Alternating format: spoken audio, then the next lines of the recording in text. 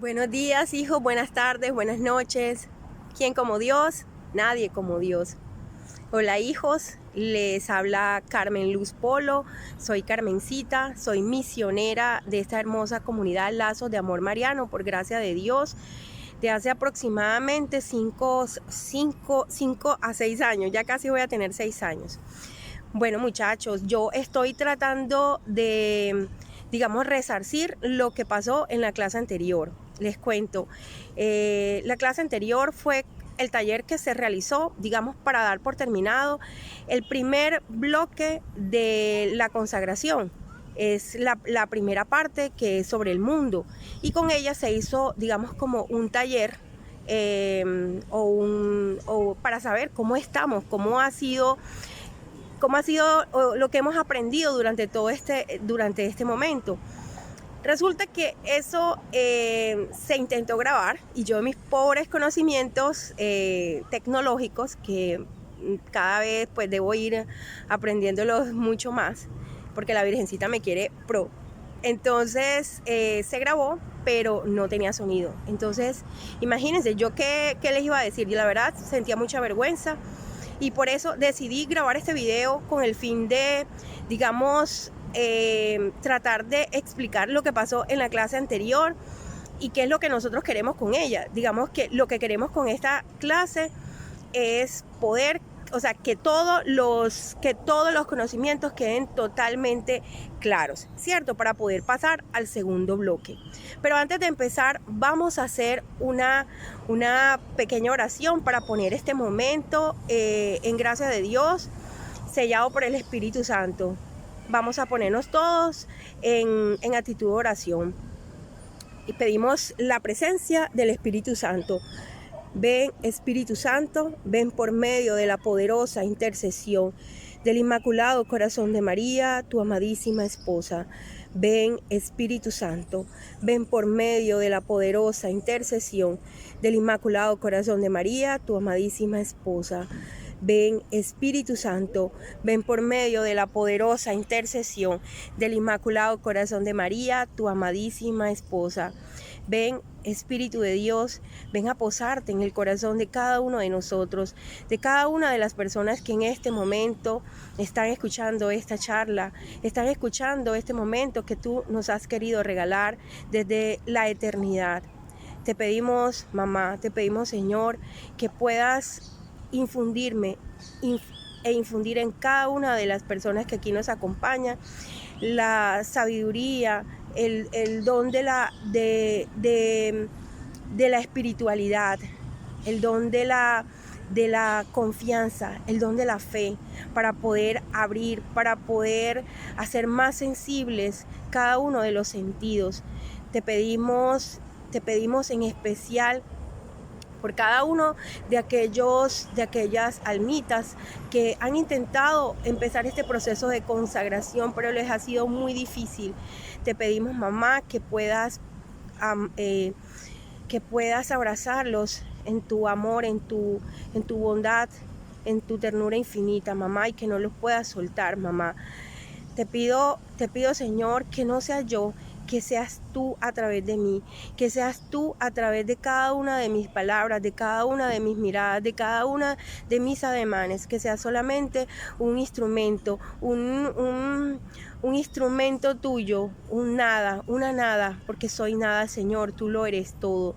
Te pedimos que selles este momento, que selles también este momento en cada uno de los lugares donde va esta grabación.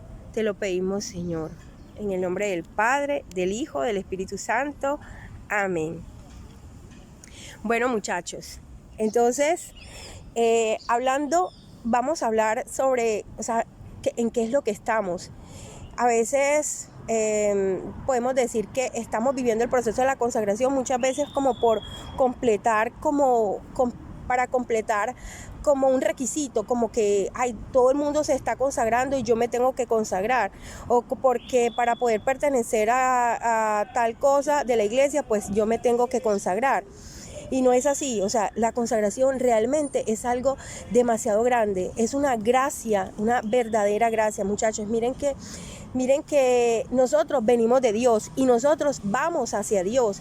Entonces, en ese camino en el que nosotros vamos hacia Dios, nosotros podemos desviarnos de ese camino. Y realmente la consagración lo que tiene es eso, que a través de María nosotros podamos otra vez encontrar el camino para poder llegar a Dios. Entonces, venimos de Dios y vamos para Dios. En la consagración tenemos que cada vez amar más a María, tenemos que cada vez convencernos de quién es María en nuestra vida. Y de María podemos decir muchas cosas maravillosas. Entre esas cosas, existen tantas frases tan lindas de ella que uno se queda tan extasiado y enamorado. Por ejemplo, María es la omnipotencia suplicante. Todos podemos decir que el Señor, y lo hemos aprendido desde la primaria, que el Señor es omnipotente, omnisapiente, sabio y bueno. Eso no, me lo enseñaron en el colegio. Pero de que María es la omnipotencia suplicante. Es decir, que mientras que el Señor todo lo puede porque Él lo quiere, porque así lo quiere, porque esa es su voluntad. María no, pero María lo puede conseguir pidiéndoselo a su hijo, así como en las bodas de Canaán. ¿Se acuerdan? Cuando se acabó el vino y entonces Él le pidió a su hijo que le pidió de una forma muy sutil que hiciera su primer milagro, y como Jesús, a pesar de que Él todavía no estaba preparado para hacer el primer milagro, porque digamos que de pronto ese no era el plan en ese instante, Él, en vista de esa humildad de su mamá, él hace el primer milagro, y vaya qué milagro, cambió las tinajas de agua por el mejor de los vinos.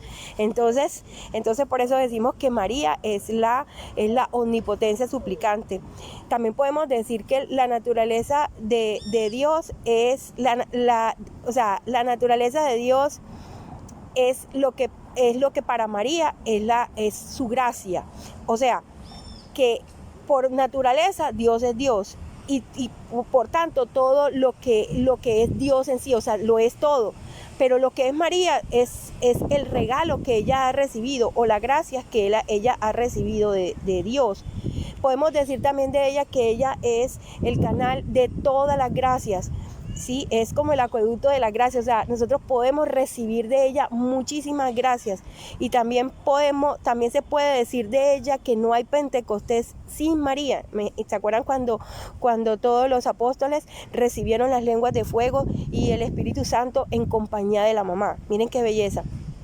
Además, María quiere que nosotros nos consagremos. Eso es algo que ella fue la que lo pidió. Y vemos cómo ella estando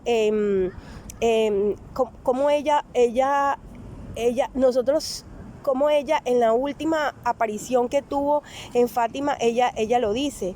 Ella dice que conságrense al corazón de María, ¿sí? A mi inmaculado corazón.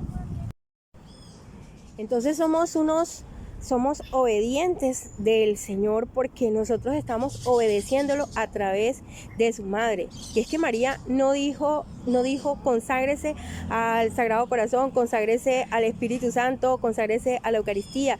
María dijo conságrese a mi Inmaculado Corazón, porque es que ella nos quiere enseñarlo a hacerlo perfectamente.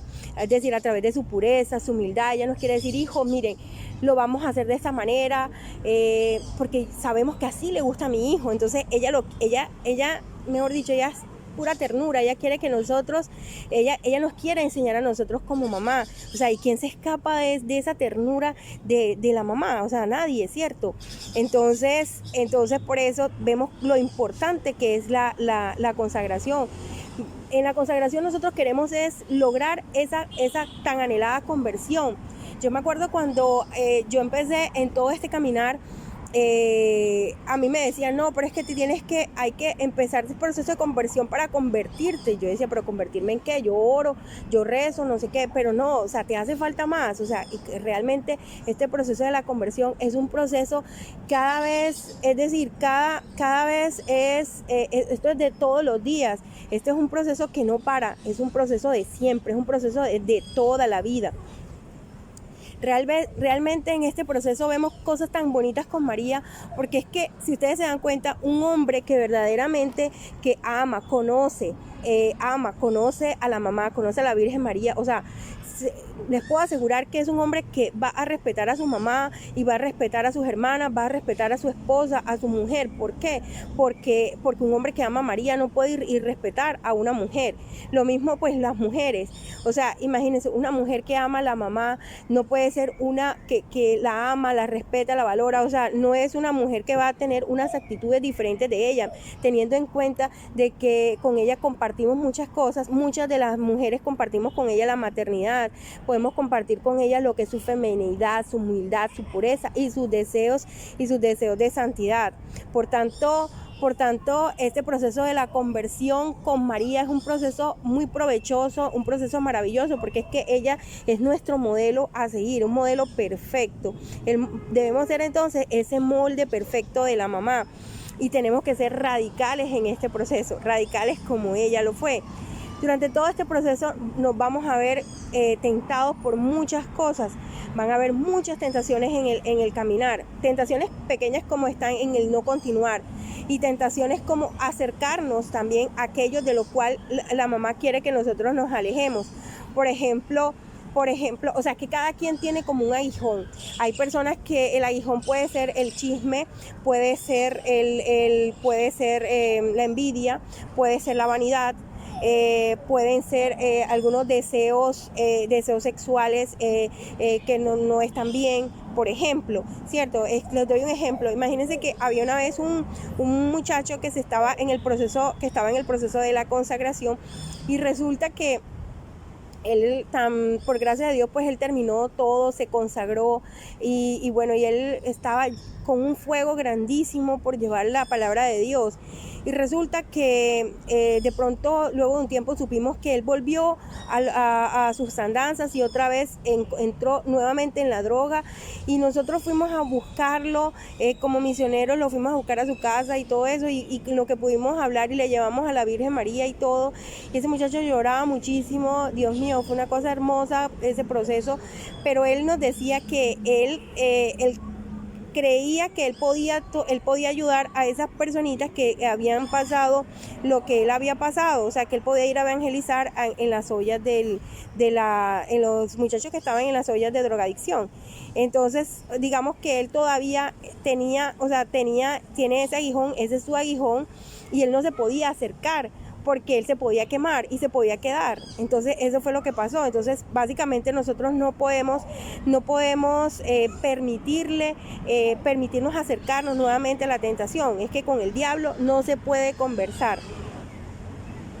El fin que nosotros debemos tener, y digamos que algo en lo que a mí me gustaría vivir siempre es en gracia de Dios, porque la persona que vive en gracia de Dios es el que vive en amistad con Dios, porque es que trata de hacer todo lo que al Señor le agrada.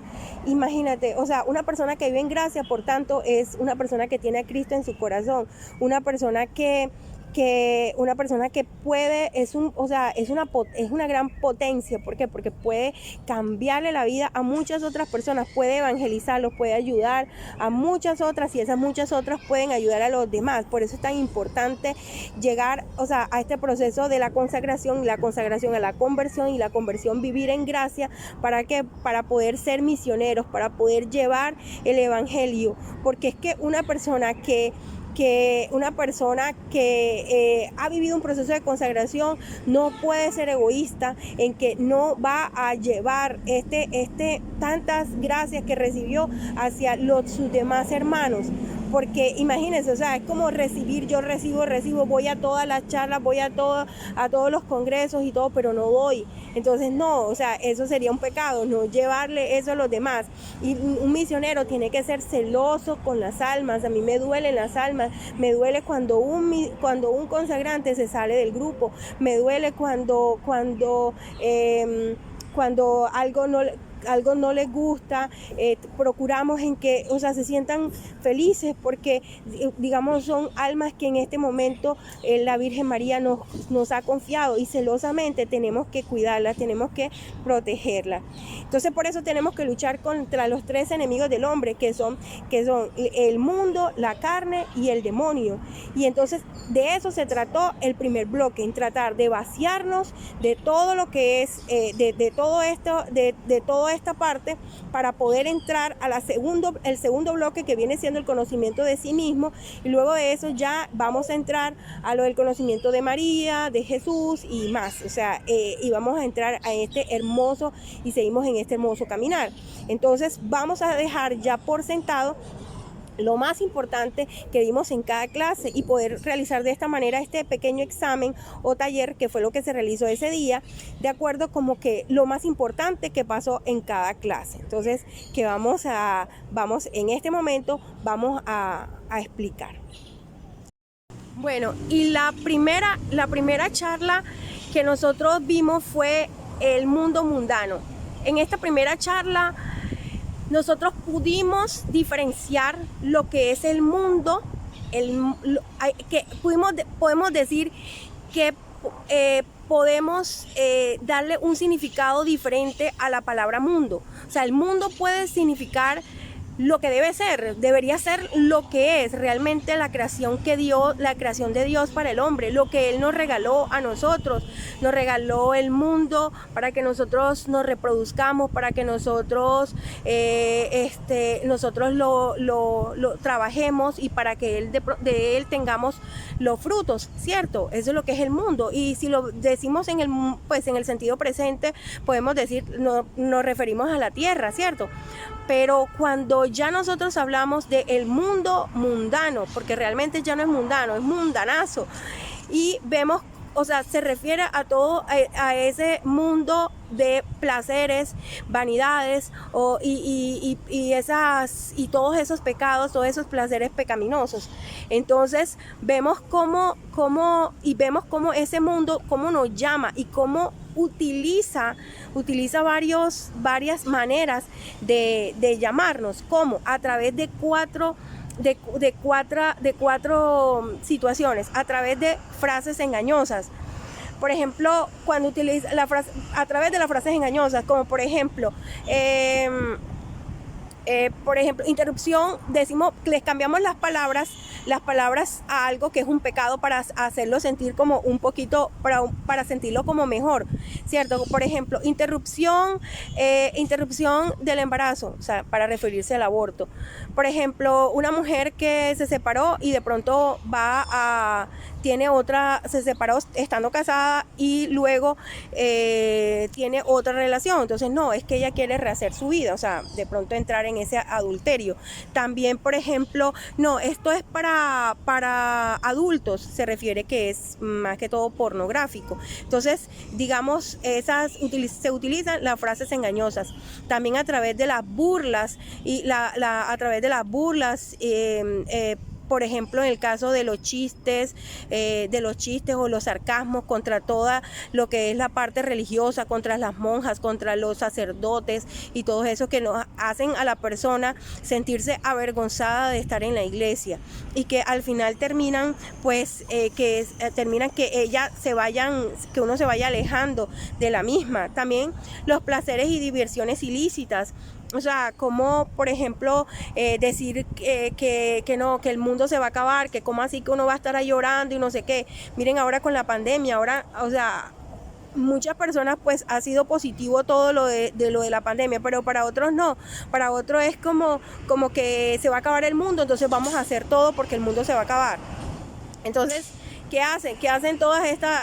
Miren que tengo el ejemplo de personas conocidas que hicieron como con las salidas a los yates, y que hacen una cantidad en los yates, hacen paseos haciendo cantidad de cosas pecaminosas que a Dios no le agradan, porque supuestamente se va a acabar el mundo. Entonces tenemos los placeres y diversiones ilícitas. Y por último tenemos los falsos modelos. Son modelos que no son modelos. En el caso de los youtubers, que les enseñan a, digamos, a personas que realmente no tienen una verdadera fe o no tienen una personalidad bien estructurada o madura, cosas que no son. Por ejemplo, que no aman a Dios, que son ateos y que son corrientes que van llevando a nuestros adolescentes por este mundo mundano. Entonces, esto principalmente con lo que es la primera charla. La segunda es hablando sobre la soberbia. Este tema fue muy hermoso porque pues en esto nos dimos cuenta que todos tenemos de soberbios, y uno se dice: soberbio yo que voy a misa, soberbio yo que soy buena, soberbio yo que oro, etcétera, etcétera. Y realmente nos hace falta tanto para tener esa humildad de Jesús, y y saber que Jesús no hubo pecado que lo molestara más que la soberbia. Tan es así que él podía tolerar a los pecadores, pero a los soberbios no. Y en esta clase se pudo entender cuáles eran las características de un soberbio.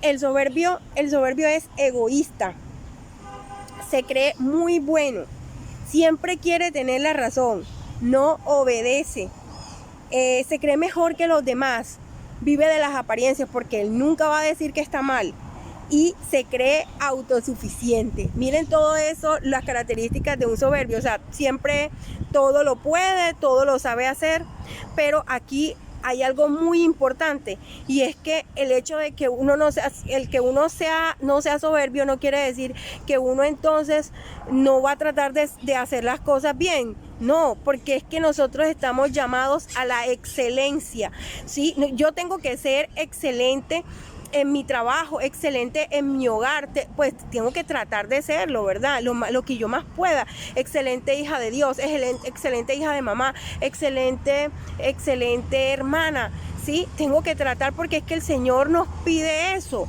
Pero el problema es cuando esto se vuelve desordenado, y entonces ya no es solamente que debo ser porque voy a agradar a Dios, sino que lo voy a hacer porque yo me creo más que los demás. Entonces ese desorden de lo que deberíamos hacer como bueno para agradar a Dios se hace más que todo para agradarnos a nosotros como personas. Entonces digamos que ya ahí deja y ya pierde ese valor. Entonces ya vamos por la segunda clase, que eso, digamos, lo más importante. En la tercera nosotros dimos que se llamaba "Es bueno el placer". Pues el Señor quiere o sea, el placer es bueno. Claro, o sea, el Señor quiere que nosotros seamos felices, quiere que nosotros vivamos, o sea, todo lo vivamos a plenitud, pero a su manera. Es decir, como si el Señor nos dio el sueño, nos dio la sexualidad, nos dio el comer, nos dio el descansar, o sea, cómo Él no va a querer que nosotros lo vivamos mal o no lo vivamos. Entonces, ¿para qué nos lo regaló? El problema es cuando esto se desordena. Cuando el placer se desordena es cuando ya viene el pecado, cuando es que ya deja de ser un medio para convertirse en un fin. Es como la persona en la parte sexual que solamente quiere, o sea, no es tener su vida sexual con su pareja para ser felices, para estar bien, sino que todo gira alrededor de la parte sexual. Y teniendo en cuenta la parte sexual, podemos ver cómo esto trae, o sea, esta parte sexual desordenada, cómo esto nos trae bastantes consecuencias, y va con consecuencias que pueden ser consecuencias físicas, pueden ser con consecuencias espirituales, consecuencias sociales, consecuencias espirituales. Una persona que tiene un sexo desordenado físicamente puede presentar muchas enfermedades de transmisión sexual. Por ejemplo, tiene consecuencias psicológicas. ¿Por qué? Porque por lo general una persona que tiene un sexo desordenado no es una persona fiel, es incapaz de amar. También tiene varias consecuencias espirituales, porque es una persona egoísta, es una persona que porque pues, o sea, va a estar más distraída en todo este proceso, en su hedonismo, en poder, digamos, satisfacer sus deseos, que el tratar de encontrar a Dios, y empieza a tener un sexo desordenado. Se ha dicho muchas veces que una persona que tiene un sexo desordenado puede iniciar teniendo relaciones heterosexuales y puede incluso terminar queriendo experimentar muchas otras cosas más, porque ya no lo llena, ya no lo sacia. Puede tener también consecuencias sociales. ¿Por qué? Porque, claro, o sea, van a haber más divorcios, van a haber muchas más personas que son madres solteras, van a haber mucha más vejez que en soledad. ¿Por qué? Porque es que esta persona va a vivir con el uno, va a vivir con la otra, y claro, muchos van a llegar a la vejez sola. En este tema también se habló mucho sobre la moda de una mujer, de una persona que es Mariana. Tiene que saber, es que la persona que cree en Jesús, cree en María y los ama como tal, es una persona que se sabe que es digna, se sabe que tiene el amor de Dios, ¿sí? Que no necesita estar mostrando de más para poder sentirse aceptada, ¿cierto? O sea, es una persona que simplemente ataviada como de una forma recatada, se ve hermosa, porque es que irradia esa pureza. Entonces no necesitamos estar mostrando tanto no necesitamos mostrar para poder ser aceptados, y ya nosotros verdaderamente somos hijos de Dios. Es que tenemos que sentirnos dignos, y eso lo vamos a ir sintiendo poco a poco, porque, o sea, lo vamos a ir analizando diariamente. ¿Quién como Dios? Nadie como Dios. Bueno, ahora recuerden esa clase, la clase número 4, que decía, ¿son buenas las riquezas? De cierto modo, nosotros nos hemos sentido en algunas ocasiones atraídos por la riqueza, ¿cierto? Que, o sea, ¿quién no ha querido tener dinero para solucionar muchas cosas, para viajar, para comprar, para, pues, no tener preocupaciones económicas, ¿cierto? Y es que esto no es malo, pero lo es en el sentido desordenado de obtenerlos, porque el tener riquezas y con ellas no poder ayudar a los más necesitados, o de olvidarnos del plan de Dios, o de volvernos más soberbios, pues es ahí donde se distorsiona todo ese proceso, todo ese regalo que tiene Dios. Entonces, para saber si realmente esa riqueza que nosotros tenemos, que nosotros poseemos, realmente viene de Dios, realmente el proceso digamos, es bueno, nosotros tenemos que saber cómo es el origen, la consecución correcta de estas riquezas. O sea, nosotros tenemos que tener, cuando nosotros vamos a adquirir algo, nosotros tenemos que tener pendiente 3 elementos. Primero, cómo es la consecución, es decir, qué hubo que hacer para conseguirlo, de dónde vino ese dinero. De pronto son dineros, podemos tener ese dinero, pero de pronto dineros mal habidos, dineros de poder, de estafas, dinero de pronto de aprovecharse de la necesidad de los otros, ¿sí? Bueno, la segunda, cómo es el afecto que nosotros tenemos al dinero. Es decir, ya nosotros tenemos el dinero, puede que lo hayamos conseguido bien o mal, pero si ese dinero de pronto hace que yo tenga un apego muy grande, y por el cual me haya alejado de mi familia, digamos, ya eso se aleja del plan de Dios, o sea, no está bien. Y el tercero es la finalidad que nosotros le damos a esos dineros, ¿sí? A esas riquezas. Si a pesar de que nosotros de pronto lo hayamos conseguido bien, de pronto no hayamos sido apegados a eso aparentemente, pero nosotros con eso vamos a comprar armas, vamos a de pronto a malgastarlos, de pronto a cumplir vanidades o cosas que nos van a hacer salir del camino de Dios, pues ya sabemos que son riquezas que no son las adecuadas. Un desorden de la riqueza es lo que uno llama avaricia, lo que llama uno la ambición. Y nos hablaron en esta clase algo muy importante, que fueron los niveles de la caridad. existen varios niveles de caridad. La primera es la limosna. La limosna es como lo que, o sea, con lo cual tú puedes solucionar el presente de alguien.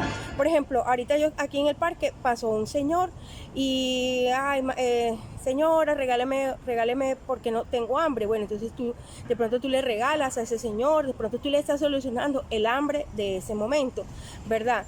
Pero existe otro nivel, que es el nivel de beneficencia, es en el cual tú puedes donar, puedes ayudar a través de instituciones para que, es decir, sea algo que con la cual se pueda asegurar el futuro de esas personas, o sea, a través de una beneficencia. Tercero, que es a través del conocimiento. Entonces es como, o sea, tú le vas a enseñar a esa persona, no le vas a dar el pez, sino que le vas a enseñar a pescar. Entonces tú le vas por ejemplo, decir, bueno, te voy a regalar un curso para que aprendas la zapatería, para que aprendas este arte. Y ya tú sabes que con ese arte, con eso que esa persona aprendió, esa persona se puede defender en la vida, ¿sí? El cuarto nivel es la evangelización, Entonces, ese es el mayor y el mejor regalo, darle a conocer a Cristo, darle a conocer a Jesús, darle a conocer a María. Ese es el nivel más grande de caridad que se le puede dar a una persona. Bueno, ahí terminamos la cuarta clase. Fue digamos, la parte más importante de esa cuarta clase. Ahora vamos con la quinta, que es la tentación y pecado. La quinta clase que vimos se llama tentación y pecado. Realmente la tentación no es un pecado, pero sí es la invitación al pecado.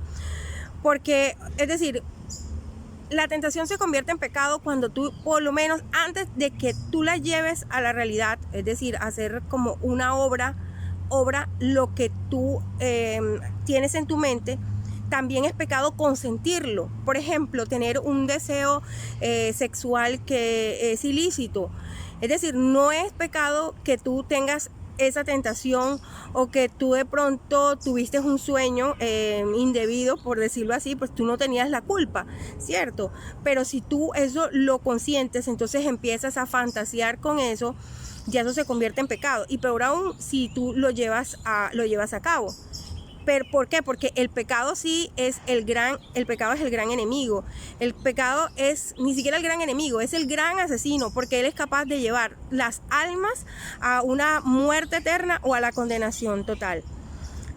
Hablamos entonces de un pecado mortal y los pecados veniales. Los pecados mortales, ¿cuáles son? O sea, los pecados mortales son los que nos llevan a la condenación total, ¿cierto? Los que nos llevan al infierno, y una vez en el infierno no hay salida, ¿cierto? Entonces, pero existen tres características que debe tener un acto para que sea considerado un pecado mortal. Primero, que sea materia grave. Segundo, que tenga pleno conocimiento. Y tercero, pleno consentimiento.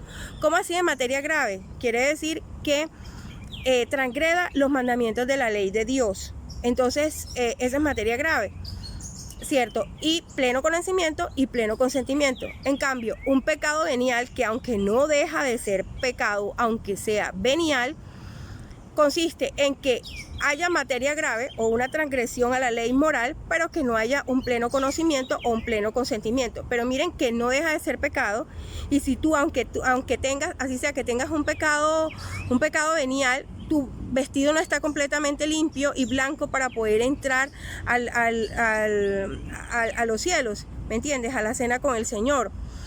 Entonces, nosotros debemos que luchar, como decía ahorita, tenemos que luchar por estar en gracia de Dios, porque estar en gracia, como habíamos dicho, es tener el cielo en el corazón, es decir, estar en amor y amistad con el Señor. O sea, qué belleza, ¿cierto? Pero para poder estar en gracia, nosotros tenemos que llegar al sacramento de la reconciliación, y por eso, pues, al sacramento de la reconciliación debemos buscar a nuestro sacerdote para que nos confiesen, ¿cierto? Entonces, pero no solamente porque aquí me dijeron, no, es que tienes que confesarte, porque este es un requisito para que puedas hacer tal cosa. No, es decir, no es confesarse por confesarse, es o sea, hay que tratar de hacer los siguientes pasos. Primero, hay que ser muy responsables, hacer el examen de conciencia, ¿cierto? Para ver si hay materia grave, si se transgredió alguno de los mandamientos de la ley de Dios. Luego, segundo, hay que tener arrepentimiento, ¿sí? Arrepentimiento de que yo hice eso. Y tercero, pues un propósito de enmienda, es decir, que yo quiero resarcir eso que hice, ¿verdad? Luego, ahora sí, voy a confesarme, y después de confesarme debo sentir la satisfacción de poder cumplir la penitencia impuesta. No, pues por lo menos decir, ay no, qué pereza, yo no voy a hacer eso, sí, o bueno, lo voy a hacer de mala gana. Entonces eso pues no estás cumpliendo todos los criterios de una buena reconciliación y por lo tanto el perdón de tu pecado. Bueno, muchachos, y siguiendo, vamos por la quinta clase. Bueno, o sea, realmente ahí tenemos más porque tenemos la introducción y todo lo demás, pero realmente esta es la clase 5 de este bloque, y es sobre las postrimerías. Hablamos de postrimería, quiere decir postrero, o sea, al final, el postre es lo último que comemos. ¿Y por qué es importante la postrimería? Porque es que nos hace dar conciencia o tener conciencia de cómo estamos nosotros viviendo nuestra vida, para poder hacerlo de la mejor manera y podernos santificar. O sea, qué bueno saber todo esto, porque esto nos crea conciencia al saber de que así como estamos viviendo nuestra vida, nuestro presente, estamos construyendo nuestra casa en el cielo o en el infierno o en el purgatorio. O sea, de esto depende nuestra vida eterna o nuestra condenación total. Las postrimerías vienen siendo muerte, juicio, infierno, purgatorio y cielo. ¿Qué es la muerte? La muerte es la separación del cuerpo y del alma. Realmente la muerte no estaba no estaba en el plan de Dios. Por lo tanto, viene siendo, es la paga del pecado, porque Él no estaba realmente, el Señor no había querido eso para nosotros. Y morir en pecado mortal es la condenación total. Por eso, bienaventurados las personas que mueren en Jesús, mueren en gracia de Dios. ¿Por qué? Porque ellos van a morir con el gozo, con la esperanza, con la tranquilidad de encontrarse de encontrarse con aquel por el que tanto buscaron durante toda su vida. Imagínense qué belleza, o sea, toda la vida buscando a Jesús, y luego tú te vas a morir. El día cuando te vayas a morir, tú estás con esa tranquilidad de que te vas a encontrar con Él, o esa felicidad, ¿cierto? Por lo tanto, se supone que una persona que vive correctamente no debe tener miedo de morir. En cambio, cuando hablamos de juicio, el juicio es lo que le sigue pues a la muerte. Inmediatamente existe un juicio particular, pero también existe un juicio universal. El juicio particular es el que se hace inmediatamente que se muere la persona, ¿cierto? Y es cuando cuando se presenta el alma a Dios. Se le presenta al alma con todos nuestros pecados, con todos nuestros vicios, con todo lo demás. Bueno, ese es el primer juicio. Y tenemos el otro juicio, que es el juicio universal, que es el juicio que se le van a hacer a todas las personas, sin distinción. Y es aquí donde esperamos la resurrección de la carne. Bueno, el siguiente tema, es el purgatorio. El purgatorio, o sea, luego del juicio viene el infierno. Bueno, esa fue la clase siguiente, que es la sexta. Cuando hablamos del infierno, nos referimos a un estado de exclusión total de la misericordia de Dios, y que llegan a él las personas que han muerto en pecado mortal. Una persona que está en el infierno ya no puede pasar al cielo.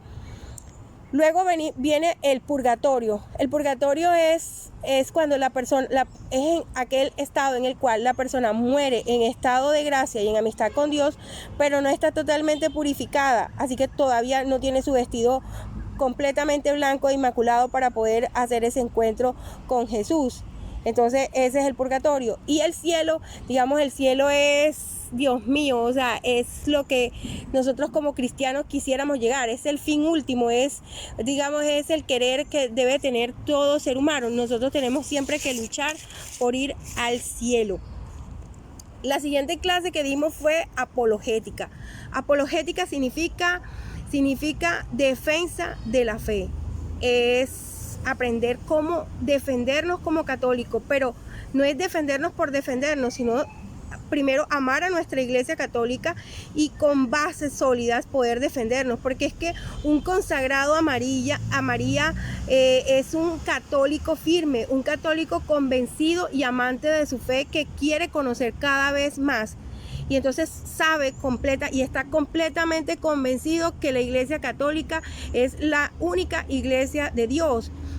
Se sabe perfectamente, por ejemplo, a través de Mateo 16, 14. Mire que me vino a visitar. Ay, qué belleza. Bueno, Mateo 16, 18, donde dice que cuando el Señor le cambió a Simón el nombre y le colocó Pedro. Pedro significa piedra. Y dijo, sobre esta piedra edificaré mi iglesia, no mis iglesias, y las puertas del infierno no prevalecerán sobre ella. Y desde ahí en adelante han venido ininterrumpidamente 266 papas hasta el Papa Francisco. Entonces eso nos da muestra que esta es la única iglesia de Dios y que de eso debemos estar completamente convencidos. Bueno, el siguiente tema que seguía era la nueva era. La nueva era es como un supermercado de espiritual, en el cual tú vas a tratar de complacer todos tus, digamos, lo que tú quieras desde el punto de vista espiritual, desde el punto de vista filosófico. Y en ella se ve a Dios, no a Dios como ese ser justo, como ese ser que quiere que vivamos como hijos de Él, en esa rectitud y de ayudar al prójimo, sino como de una forma más esotérica en la cual es un Dios que quiere, es como que solamente tú y él y los demás no existe, ¿sí? Por eso muchas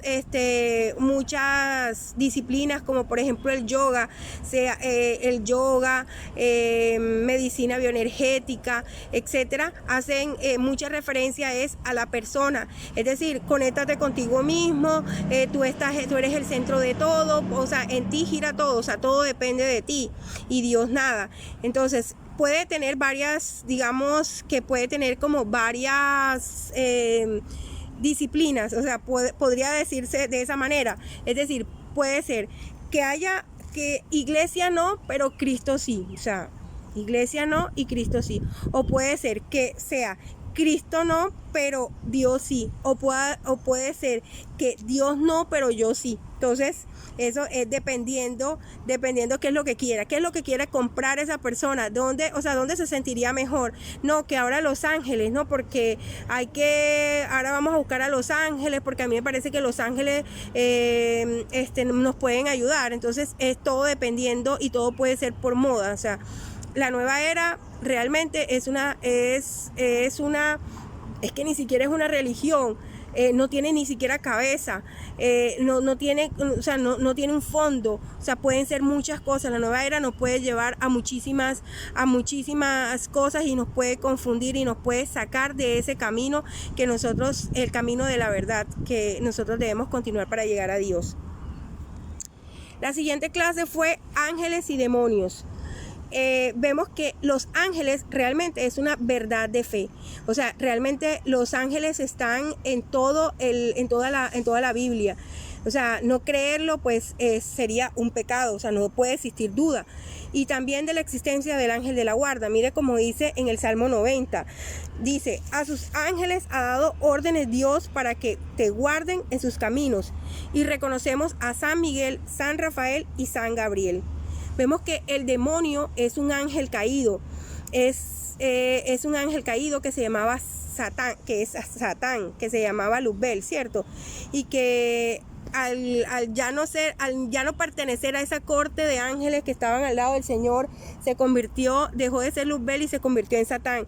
Y que realmente es un ser superior al hombre y a los demás ángeles por su naturaleza.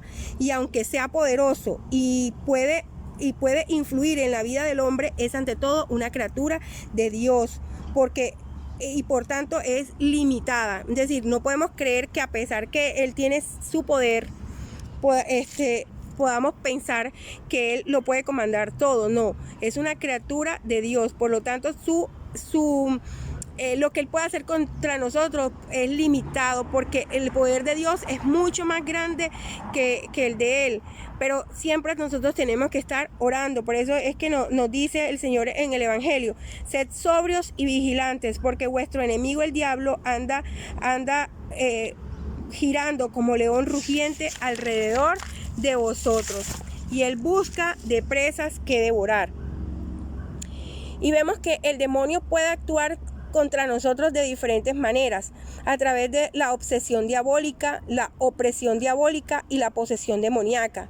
¿Qué es la obsesión diabólica? Es cuando la persona tiene unas tentaciones, pero no cualquier tentaciones, son como unas tentaciones violentas, unas tentaciones difícil de poder contener, y la persona vive desesperada, angustiada, postrada con intentos. Pues sí, entonces el demonio siempre está buscando presas que devorar, y por eso nosotros siempre tenemos que estar vigilantes de ellos. Y ellos pueden tener una influencia, él puede tener una influencia extraordinaria en nosotros a través de la llamada obsesión diabólica, opresión diabólica y la posesión demoníaca. La obsesión diabólica es cuando la persona, digamos, tiene tentaciones, pero tentaciones mucho más violentas que lo normal, que no la dejan vivir, que la pueden hacer permanecer a la persona en un estado de postración, de angustia, de desesperación todo el tiempo, ¿cierto? También está lo que es la opresión diabólica, es cuando la persona digamos que puede ya tener situaciones que son difíciles de poder explicar, por ejemplo, enfermedades que muchos médicos no entienden, o estados emocionales que no se entienden, o por ejemplo pérdidas familiares, económicas, que no se haya como una explicación. Y también está la posesión demoníaca, que es cuando el cuerpo ya no es solamente a través de actos o situaciones, sino que ya como tal la persona está posesa, es decir, que el demonio está viviendo en su cuerpo. Pero para poder determinar todo esto también necesitamos la ayuda médica, que además pues nos va a ayudar, porque también nos va a ayudar a discernir, además porque también hay muchas enfermedades mentales y que también se pueden confundir con este tipo de situaciones. Entonces esto hay que cogerlo con pinza, es bastante delicado. La ayuda del sacerdote, del párroco, con personas que conozcan de esto, que sean experimentados en lo que es el exorcismo. O sea, no cualquier persona puede decir que una persona está posesa, o que tiene una obsesión demoníaca, o que tiene una posesión demoníaca. O sea, esto es algo bastante delicado. ¿Quién como Dios? Nadie como Dios. Bueno, y seguimos aquí con este último tema que llevamos este bloque, y que es la cultura de la vida y de la muerte. Pues aquí en este capítulo tan hermoso, porque nos hace tomar conciencia de lo que es la vida como ese regalo de Dios, y qué estamos haciendo nosotros contra ese regalo que Dios nos dio, contra ese proyecto que el Señor tan hermoso, ese plan que el Señor nos regaló a nosotros mismos. Y de ahí es donde empiezan a salir una serie de creencias o una serie de pensamientos que verdaderamente van en contra del plan de Dios. O sea, pero mejor dicho, qué desagradecidos somos nosotros. O sea, Dios santo, qué pena contigo, Señor, qué vergüenza con todas estas cosas. Miren, nada más con esto, lo de la ideología de género. ¿En qué consiste la ideología de género? Hombre, consiste en el que tú dices, no, o sea, ¿para qué van a existir diferencias entre el hombre y la mujer? O sea, que no existan diferencias porque tú eres hombre y tú eres mujer, entonces las mujeres están en una, por decirlo de alguna manera, están en desventaja con el hombre. Entonces, para que no haya problema, que que no se nazca hombre o mujer, sino que la persona decide quién quiere ser. Entonces, imagínense ustedes eso, y de esa manera pues estamos dañando este proyecto de Dios, dañando psicológicamente a los pequeños. Es que esto no está lejos, esto está sucediendo en la actualidad. Y vemos así cómo están naciendo muchos grupos que tienen pensamientos diferentes. Por ejemplo, están los homosexuales o que tienen su preferencia, homosexuales, bisexuales, homosexuales femeninos, homosexuales masculinos, transexuales, o sea, mejor dicho, hay de todo. ¿Cierto? Esa es la ideología de género. ¿Y eso a qué conlleva? A que la vida no se siga propagando, porque entonces estás viviendo y estamos haciendo cada vez más normal que viva mujer con mujer o hombre con hombre. ¿Y qué pasa? Que ellos no se pueden reproducir, y eso a qué nos va a llevar, a que más niños solos, o que nos va a llevar también a que existan muchos ancianos que vivan en soledad, por ejemplo, y que más que eso no está en el proyecto de Dios. Hablamos sobre el homosexualismo. Miren que el homosexualismo es como esa, bueno, sabemos todos que es la preferencia por el mismo sexo, pero todavía psicológicamente pues no se tiene como una causa, no se tiene cuál es el origen del mismo. Sigmund Freud, que era el padre del psicoanálisis, lo consideró patología, o sea, una enfermedad. Sin embargo, en el año de 1973 esto cambió. Esto cambió porque se empezaron a generar presiones sobre la Academia Americana de Psicología, que pues esto no se podía considerar como una patología. Sin embargo, todavía no se ha encontrado cuál es el gen del homosexualismo. Es decir, sabemos que existe un gen XY, un cromosoma XY y un XX, o sea, si es hombre o si es mujer, pero todavía no hay un gen homosexual. Es decir, que un homosexual no nace, sino que se hace. Bueno, en esta cultura de la vida y la muerte también vemos cómo cada vez se hacen más transgresiones de la vida y de los ataques contra ellas. Y sabemos que el hombre es un ser espiritual, o sea, es que el hombre nada más no es la persona, o sea, nosotros somos almas, somos espíritus que venimos siendo creados por Dios. O sea, el Señor tiene un proyecto con cada uno de nosotros, que bueno, ya nosotros recibimos un cuerpo, pero nosotros realmente somos un alma, y nosotros no nos podemos reducir solamente a lo corpóreo. Entonces, imagínense, si somos almas que venimos de Dios, ¿quiénes somos nosotros para decidir quién sí y quién no? Entonces nosotros queremos jugar a ser Dios. Y no comprender que los hijos realmente son son la materialización del amor, del amor. O sea, engendrar hijos es participar en el poder creador de Dios. Sin embargo, hay actividades bastante hostiles contra la natalidad, como es el caso de la anticoncepción, como es el caso del aborto. Miren que yo les contaba que yo antes me parecía completamente normal esto, lo de la anticoncepción, pero realmente si nosotros lo vemos desde este punto de vista, podemos decir que no está bien, porque es que es el proyecto que Dios tiene con cada uno de nosotros. Entonces, ¿cómo es que nosotros vamos a transgredirlo? Entonces, y podemos utilizar varias técnicas cruentas, como por ejemplo la esterilización, cuando digamos se hace como una cirugía para poder evitar que el hombre o la mujer, o sea, queden esterilizados, así como a los perritos o los gaticos, para que no puedan tener más hijos, ¿verdad?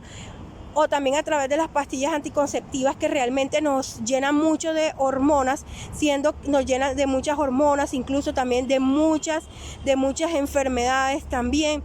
Y que por el contrario nosotros podemos seguir otros métodos anticonceptivos naturales, con los cuales podemos digamos controlar la natalidad, pero de una forma en Dios, porque es que tampoco Él nos está diciendo de que es que vamos a tener 1000 hijos, sino que cómo vamos a hacer el proceso, ¿cierto? Cómo vamos a procrearlo de una forma sana, de una forma en Dios. Seguimos entonces con la parte del aborto, y vemos cómo el aborto es la expulsión del seno materno, ya sea de una forma casual o intencionada de la vida en gestación. O sea, miren qué triste. Es decir, cómo nosotros podemos desechar de nuestro seno ese regalo de Dios. O sea, qué dolor tan inmenso. O sea, yo de verdad, yo me da demasiado dolor que esto suceda.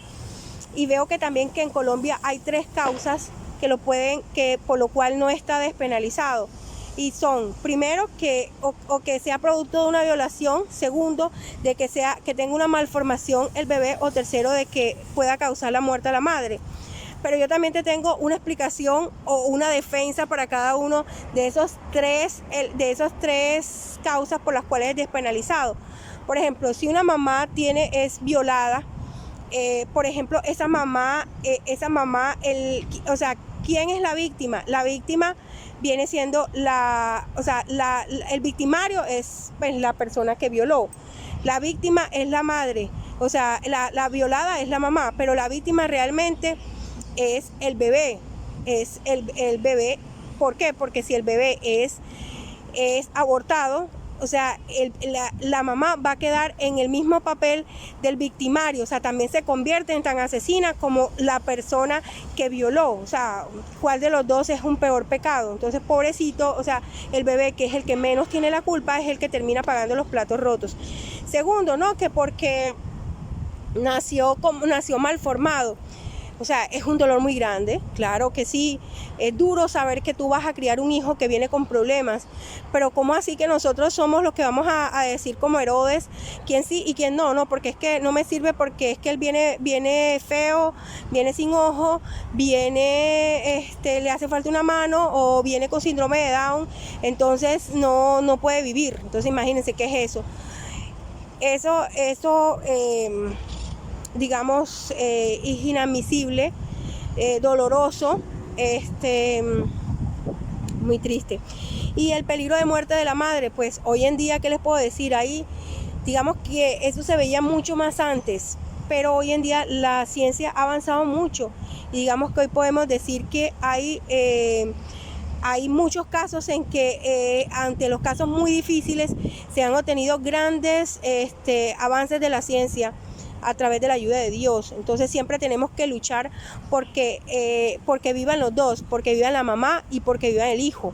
Entonces, pues aquí tenemos, o sea, cómo defendernos contra el aborto. Y miren, esas son las tres reglas que despenalizan el aborto en Colombia. Pero hoy en día ya la Corte prácticamente lo ha despenalizado en todas sus causas, simplemente porque la persona ya no quiera. Es más, ya la mujer, ni siquiera si es menor de edad, tiene por qué pedirle a los papás permiso para poder hacerse el aborto. ¿Sí? Ya hay vallas por muchas partes donde dice, estás dudosa, pues comunícate con nosotros. Entonces, imagínense, entonces por eso nosotros, como hijos de la Santísima Virgen María, nos tenemos que convertir en esas personas que están luchando contra todas estas transgresiones, contra el proyecto del Señor, el proyecto Señor en la vida, en la vida. Y por último, vamos a hablar sobre la eutanasia. ¿Quién como Dios, hijos? Nadie como Dios. Bueno, ahora esta es la última clase de este bloque, o sea, la última parte de la última clase, porque realmente el último tema es la cultura de la vida y la muerte, y entre ellas está la eutanasia. Bueno, ¿qué es la eutanasia? La eutanasia viene siendo la intervención totalmente intencionada, o por decirlo, malintencionada, para acabar, que tiene como fin acabar directamente la vida de una persona que se encuentra totalmente en estado de indefensión, porque está en estado de sufrimiento, o porque tiene una enfermedad incurable. La idea es que se le dé una permisividad total, y se le ha disfrazado bajo el nombre de muerte digna. Pero ¿quién ha dicho que es indigno tener sufrimientos o tener dolor por tener una enfermedad? ¿Cierto? Pero es que esto tiene muchos factores, que detrás de esto hay muchas situaciones, y hay algunos intereses económicos también por el mismo Estado, porque claro, es más fácil manejar una eutanasia, que es un simple medicamento, que pagarle a esa persona unos cuidados paliativos que son mucho más costosos, es mucho más tiempo, y claro, es más difícil. Aparte que cada vez las familias o sea, la familia cada vez es menos y cada vez las personas quieren tener menos cargas en su vida, ¿cierto? Y entonces es más fácil deshacerse de esa persona, no hay quien los cuide.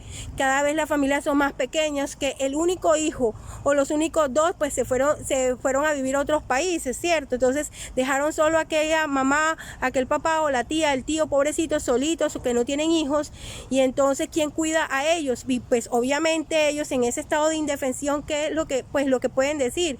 Pues no, yo tengo derecho también a morir, o sea, de la propia tristeza, que pesar, pues pues ellos también dicen, yo quiero morir, sí, porque, o sea, ellos tampoco ven salida y ven ese amor, que si ellos vieran el amor que les brindan, les puedo asegurar que ellos quisieran morir al lado de su familia. Pero debemos seguir 3 elementos para el bien morir de una persona, para tener una muerte digna. ¿Qué es una verdaderamente muerte digna? Primero, es que esa personita sufriente, por ejemplo, primero una asistencia espiritual. Entonces, esa persona preocuparnos para que tenga la salvación de su alma, que pueda recibir su sacramento, su comunión, que pueda ser, por ejemplo, que pueda ser confesada, o sea, que tenga su reconciliación con Dios. Segundo, el amor, o sea, que tenga el amor y el cariño de toda su familia, con la que pueda tener comprensión con sus dolores, o sea, eso le hace sentir en tranquilidad. Y como tercero y último, que esa persona tenga su asistencia médica. O sea, es injusto que esa persona no, porque es que ya está en estado vegetativo, entonces se va a dejar así. No, ya hay que desconectarla. No, o sea, hay que darle lo mínimo, es decir, su alimentación, su hidratación y su oxígeno, así sea que esté en un estado vegetal. Entonces, muchachos, miren cómo nosotros como consagrados tenemos que luchar por la vida. Un misionero, un consagrado, la Santísima Virgen María, debe decirle sí a la vida, debe amar la vida, defender la vida y respetar la vida. ¿Quién como Dios? Nadie como Dios. Muchachos, entonces ahora sí pueden llenar su evaluación de este primer bloque y espero pues que todo haya quedado muy claro para que podamos continuar de la mejor manera este segundo bloque. Que estén muy bien, los saludo Carmen. Un abrazo a todos, los queremos muchísimo.